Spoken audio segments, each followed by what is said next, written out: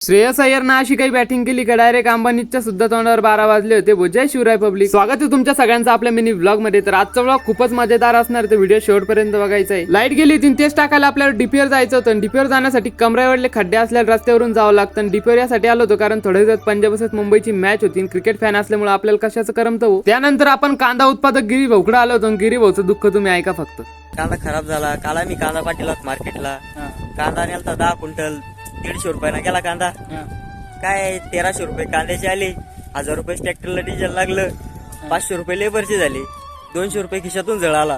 आमचे गिरी भाऊ म्हणे फुकट टिकीन पण कांदाच पिकीन. गिरी भाऊचं दुःख ऐकतच होतं तेवढ्याच संकेत भाऊ आले. संकेत भाऊनी तुझ्या भावानं नवीन वावर घेतलं, चल तुला दाखवून आणतो. म्हणलं चला मग काय तरी. इकडे जुन्या वावरात त्यांचा थोडा चारा वेरा पडला, तेवढा दिला बरं का त्यातून. स्क्रीनर वावर दिसते, हेच घेतलं भाऊ संकेत भाऊनी. संकेत भाऊचा काय मोठा विषय भाऊ, गावात जर वावर विक्री निघला संकेत भाऊनी घेतलंच समजा. दरवर्षीच वावर घेऊन राहिले संकेत भाऊ. पावसामुळे मॅच काय थोडी लेट चालू झाली ती, पण मॅच मध्ये मजाच येऊन गेली. रोहित शर्माची लवकर विकेट पडून गेली. बेस्ट पण एवढा काही खेळला नाही, पण मग सूर्यदादा आणि तिलक वर्मा भारी खेळले बरं का. सूर्यदादा नाही तर तिलक वर्मा मधून जर एक जण जरी टिकला असता तर अजून रन झाले असते, मुंबईचे जिंकण्याचे चान्सेस वाढले असते बरं का. मला वाटत होतं की हार्दिक पांड्या तरी 2-4 सिक्स आणि पण त्यांची पण विकेट लवकर पडून गेली. आणि पंजाब किंग्स कडून श्रेयस अय्यर कायच खेळला भाऊ, एकदम खतरनाक कॅप्टन भाऊ. मागच्या वर्षी पण KKR ला जिंकून दिलं, या वर्षी पण पंजाबला फायनल मध्ये घेऊन आला. बोलेच क्वालिटी प्लेअर. 41 मध्ये 87 रनची धुवाधार पारी, एकदम मजाच येऊन गेली बघायला. काय वाटतंय भावांनो, कोण जिंकणार आहे फायनल, RCB की पंजाब? कमेंट्स मध्ये सांगायचं. मी भेटतो पुढच्या व्हिडिओ मध्ये. Bye bye.